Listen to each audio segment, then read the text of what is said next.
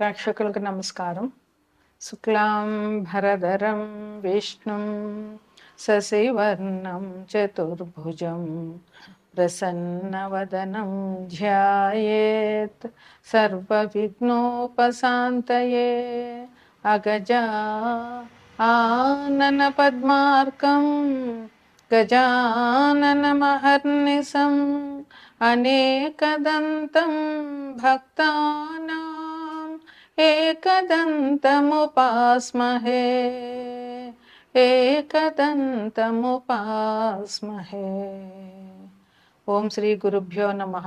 ఓం శ్రీ మాత్రే నమః. ఓం శ్రీ సరస్వత్యై నమః. మార్చి నెల మాస ఫలాలు మనం ఇప్పుడు చెప్పుకుందాం. మార్చి నెలలో మనకి ముఖ్యమైన పండుగ ఉగాది. అంటే మన తెలుగు కొత్త సంవత్సరం ప్రారంభం అవుతుంది. మార్చి నెల 29వ తారీఖున మనకి ఉగాది, చైత్రమాసం శుక్లపాడ్యమే మొదలవుతుంది. ద్వాదశ రాశుల్లో తదుపరి రాశి మీనరాశి. ఇది ఆఖరి రాశి, 12వ రాశి.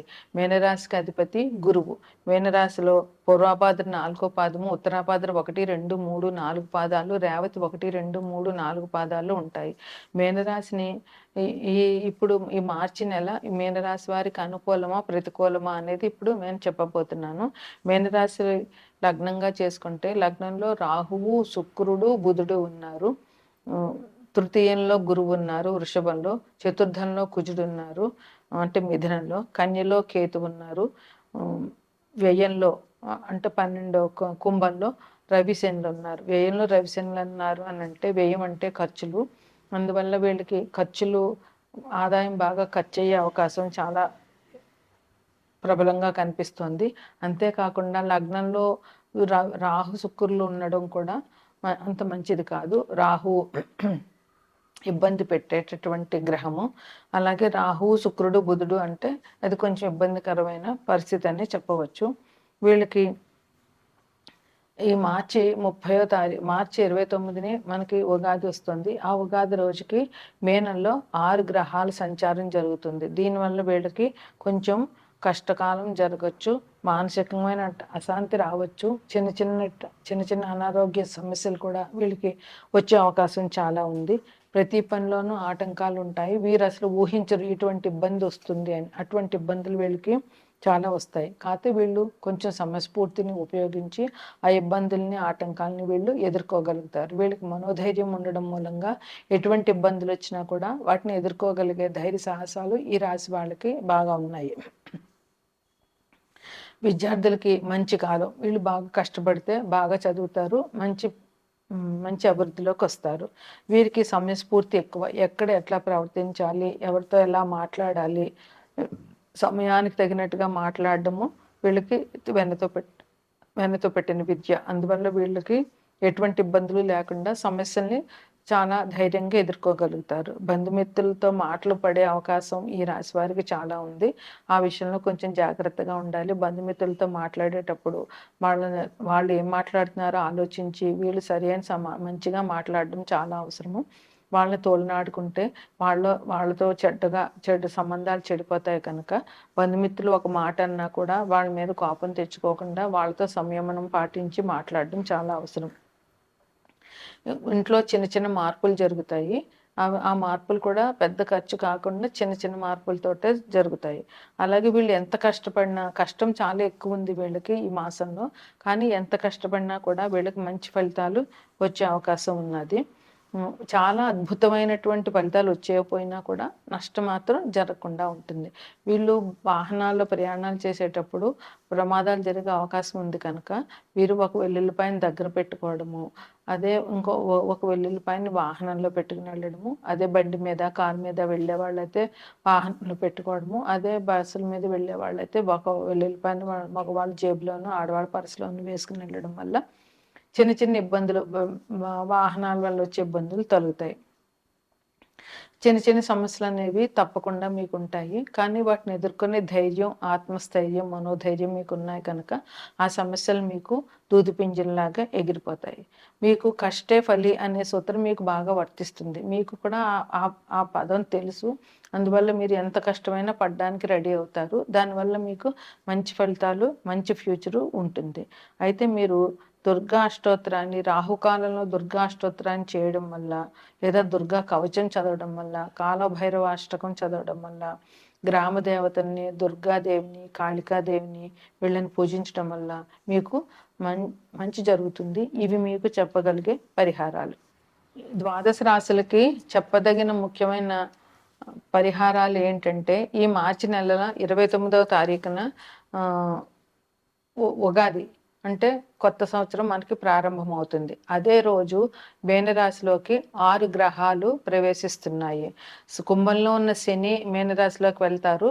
ఆల్రెడీ అక్కడ ఇప్పుడు రవి, శుక్రుడు, బుధుడు ఉన్నారు. ఇప్పుడు రవి, శని కూడా రవి 15వ తారీఖు తర్వాత మీనరాశిలోకి ప్రవేశిస్తారు. అక్కడ వచ్చే నెల 15వ తారీఖు వరకు అక్కడే ఉంటారు. ఇప్పుడు శని కూడా కుంభరాశి నుంచి మీనరాశిలోకి ప్రవేశిస్తారు. ఆ 29వ తారీఖు నాటికి చంద్రుడు కూడా అక్కడే రావడం వల్ల మొత్తం షష్టగ్రహ కూటమి అనేటటువంటిది మీనరాశిలో ఏర్పడుతుంది. దీనివల్ల చిన్న చిన్న 6 గ్రహాలు, అందులోనూ రాహువు, రవి, శని, బుధుడు, ఈ 4 గ్రహాలు కూడా పాపగ్రహాలే. శుక్రుడు, చంద్రుడు మాత్రమే మంచి గ్రహాలు. అందువల్ల ఆ 4 పాపగ్రహాలు మీనరాశిలో సంచరించడం వల్ల కొంచెం ఇబ్బందులు అనేటటువంటివి ఆ రాశి వారికి, ఆ రాశి ముందు వెనక రాశుల వారికి ఇబ్బందులు ఉంటాయి. అందువల్ల ఈ రాశిలో ఉన్న ఈ మీనరాశి వారు కానీ అసలు అందరూ కూడా ఉగాది సంవత్సరం మొదలవుతోంది కనుక కొత్త సంవత్సరంలో వీళ్ళు అందరూ దేవాలయానికి వెళ్ళి దేవుణ్ణి పూజించడము, అందులోనూ ఈసారి రాజు ఆదివారం వచ్చింది ఉగాది. ఆదివారం అంటే రవి ఈ అధిపతి. అందువల్ల ఈ సంవత్సరానికి విశ్వవసు నామ సంవత్సరానికి రవి రాజు అవుతాడు, చంద్రుడు మంత్రి అవుతాడు. అందువల్ల సూర్య భగవాన్ని ఆరాధన చేయడము, ఉగాది రోజున చంద్రునికి కోసం లలితా పారాయణం చేయడము, లేదా మహాలక్ష్మీదేవి పూజ చేయడము చాలా మంచిది. అట్లాగే ఈ షష్టగ్రహ కూటమి ఏర్పడుతున్నది కనుక రాహు నుంచి పరిహారాల కోసం, రాహు గ్రహ అనుకూలత కోసం దుర్గాదేవి పూజ, ఆదివారం నాడు రాహుకాల పూజ చేస్తారు. గుళ్ళో రాహుకాల పూజ చేస్తారు. ఆ పూజలు చేయడము, దుర్గాదేవిని స్తుతించడము, దుర్గాదేవి ఆలయానికి వెళ్ళి దుర్గాదేవి దర్శనం చేసుకోవడము చాలా మంచిది. ఇది అమ్మవారి ఆరాధన అనేది శుక్ర, రాహు, చంద్రులకు ముగ్గురికి కూడా చాలా మంచిది.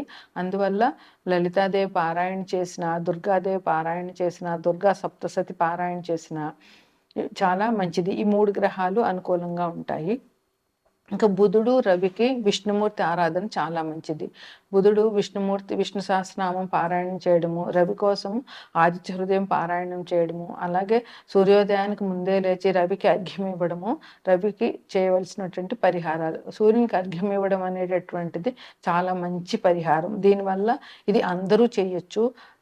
ఆడ, మగ, చిన్న, పెద్ద అని భేదం లేకుండా అందరూ రవికి అర్ఘ్యం ఇవ్వడం వల్ల అది చాలా మంచి పరిహారం రవిగ్రహ అనుకూలతకి. ఇంకా శని భగవానుడి కోసం అయితే శనికి మనం నడవడం ఎంత కష్టపడితే అంత ఇష్టం శని భగవానుడికి. అదేవిధంగా నడవడం కూడా శని నుంచి వచ్చేటటువంటి కష్టాలకి పరిహారం అవుతుంది. అందువల్ల నడవడము, పెద్దవాళ్ళని గౌరవించడము, ఇంట్లో తల్లిదండ్రులను పూజించడము, వృద్ధులకి ఏదైనా సేవ చేయడము, అలాగే ఇంట్లో బాత్రూమ్లు క్లీన్గా ఉంచుకోవడము, శివారాధన, శివుడికి అభిషేకం చేయడము, శివుని గుడి దర్శనం చేసుకోవడము, ఆంజనేయ స్వామికి హనుమాన్ చాలీసా పారాయణ చేయడము, హనుమాన్ గుళ్ళో ప్రదక్షిణాలు చేయడము శనికి పరిహారాలుగా చెప్పవచ్చు. అందువల్ల ఇటువంటి ఈ గ్రహాల వల్ల వచ్చేటటువంటి అననుకూలతని తప్పించుకోవడానికి దైవారాధన ఒక్కటే మనకి శరణ్యము. అందుకని అందరూ నేను చెప్పిన పరిహారాలు చేసి అభివృద్ధిలోకి వచ్చి ఈ సంవత్సరం, కొత్త సంవత్సరాన్ని ఆనందంగా గడపాలని కోరుకుంటున్నాను. ప్రేక్షకులందరికీ కూడా విశ్వవసు నామ సంవత్సర శుభాకాంక్షలు. నమస్కారం.